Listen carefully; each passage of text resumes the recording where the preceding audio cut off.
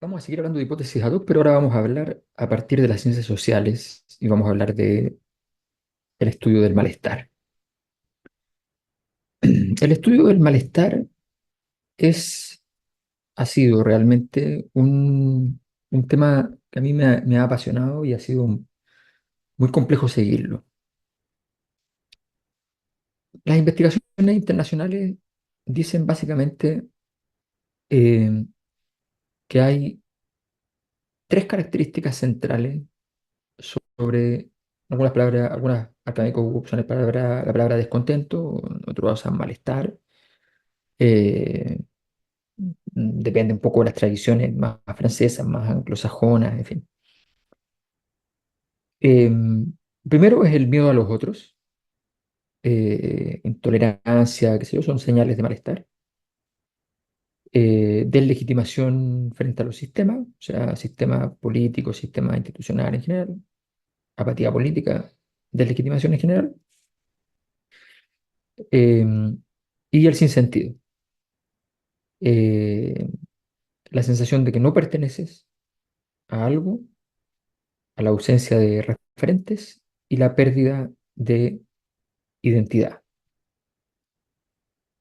Em, Esto se traduce en una especie de listado de síntomas que hace que esto sea un fenómeno, em, ¿cómo decirlo? Una lista de supermercado, ¿no?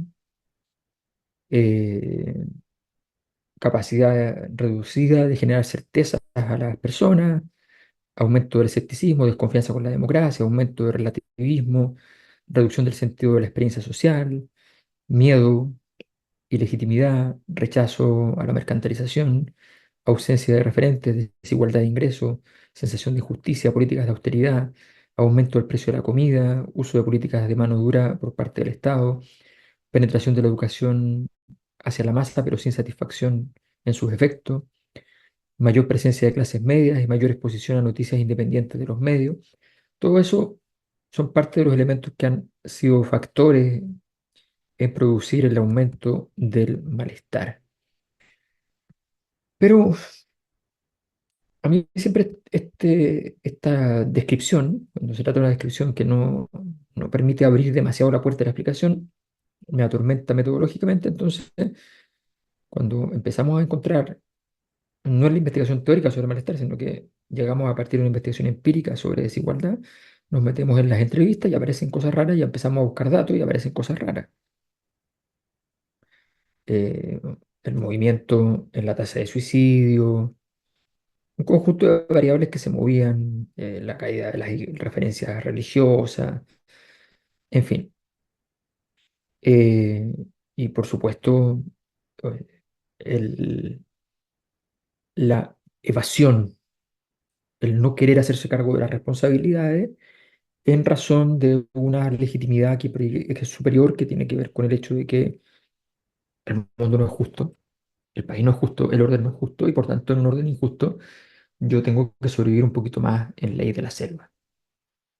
Había muchos fenómenos concurrentes, nos aparecían muchos elementos interesantes que abrían la puerta a una mirada más cercana al fascismo incluso.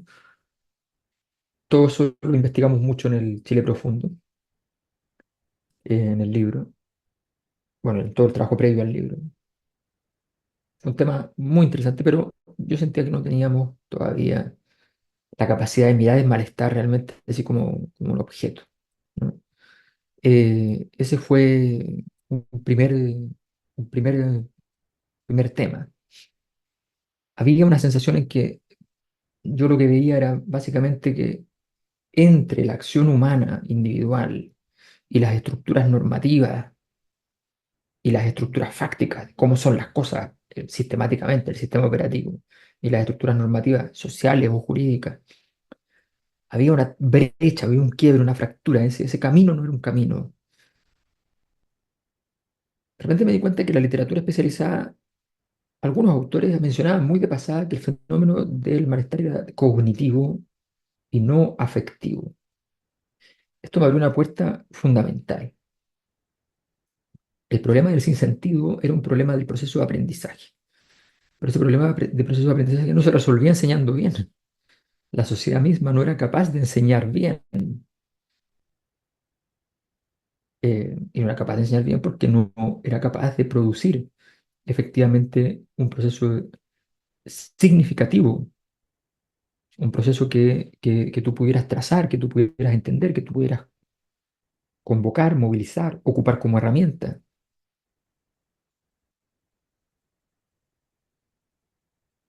Eso me llevó a un conjunto de caminos para poder vislumbrar teóricamente el asunto. Básicamente lo que terminé por hacer fue aplicar una cosa que había trabajado en mi doctorado, que era la distinción entre energía y significado, y tomar el tema de la energía como aquella dimensión eh, que produce el movimiento y el significado como aquella dimensión que más bien suele producir la estabilidad.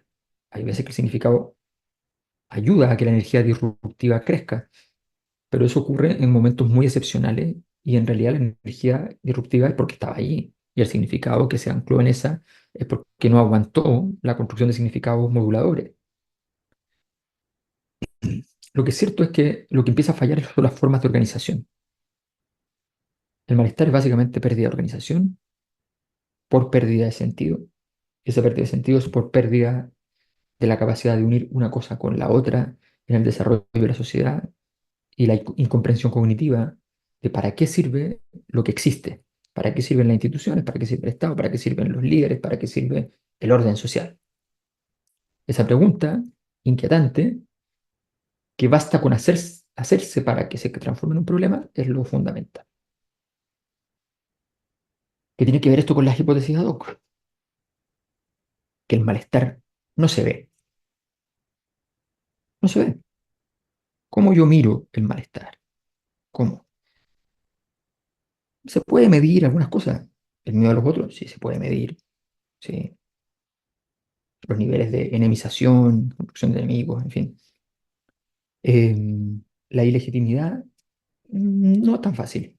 No es la aprobación del presidente lo que mide la ilegitimidad. La legitimidad es una cosa mucho más profunda. Es muy difícil de medir, muy difícil. El sinsentido es muy difícil de medir. Una pregunta, a veces siento que nada tiene sentido. Sí, esa pregunta se hace y no está mala, o sea, no está del todo mal, pero no se pueden sacar conclusiones muy radicales. Es difícil medir. Entonces nos encontramos con un problema de cómo entramos al problema. Y es allí donde en el fondo eh, hay que ir viendo los movimientos de las cosas, las estructuras de las cosas, los saltos, la- los movimientos extraños, las contradicciones del sistema. Hoy día los conservadores son disruptivos. Es una contradicción del sistema. Nos habla de un escenario en desequilibrio. Pasamos de gente que votó por la izquierda a la derecha en nada. Y a las dos veces se arrepintieron en nada, en menos de un año. También es importante. O sea, tenemos un conjunto de elementos. Por tanto, cuando estamos mirando el malestar,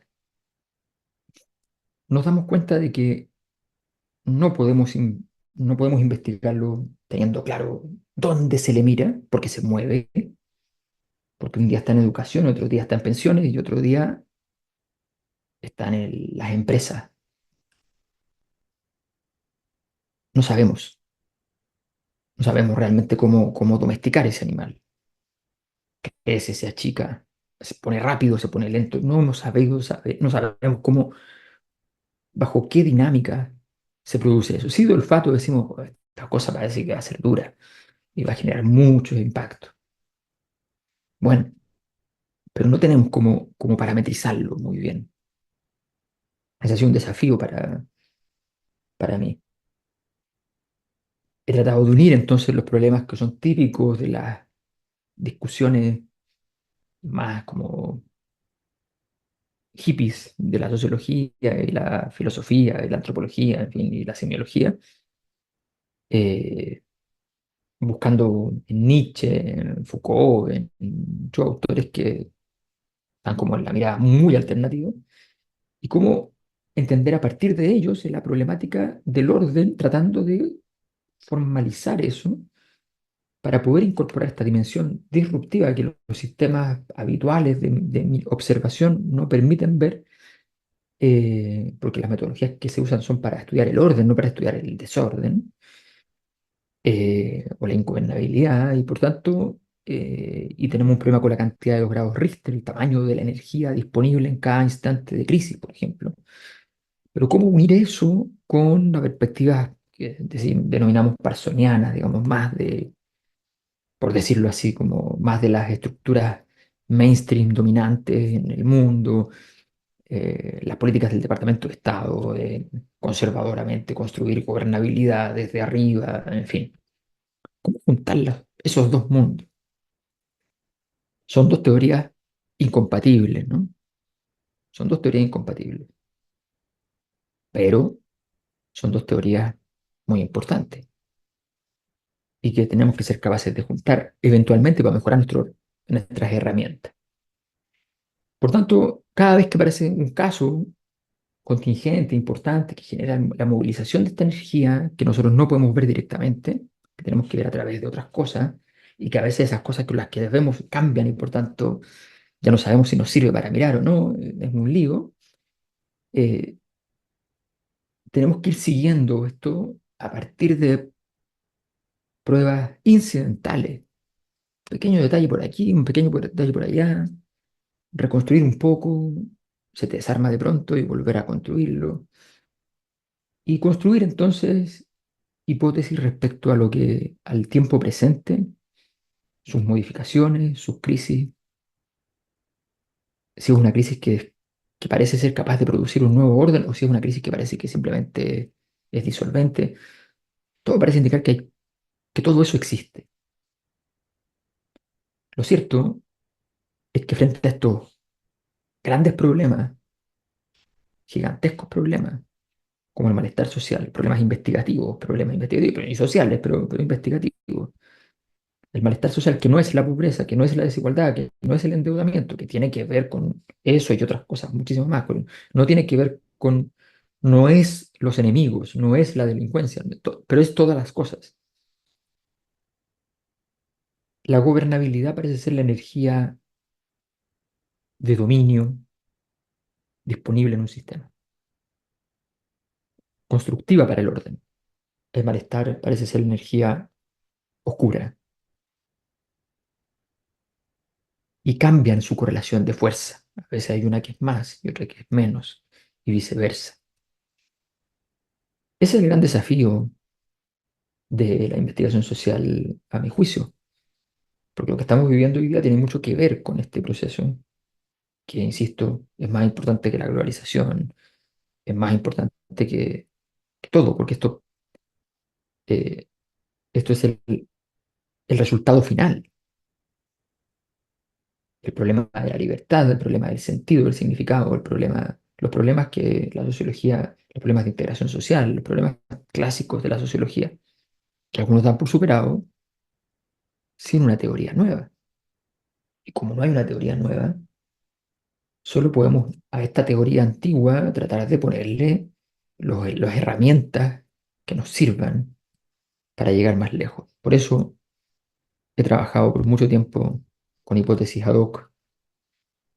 Y bueno,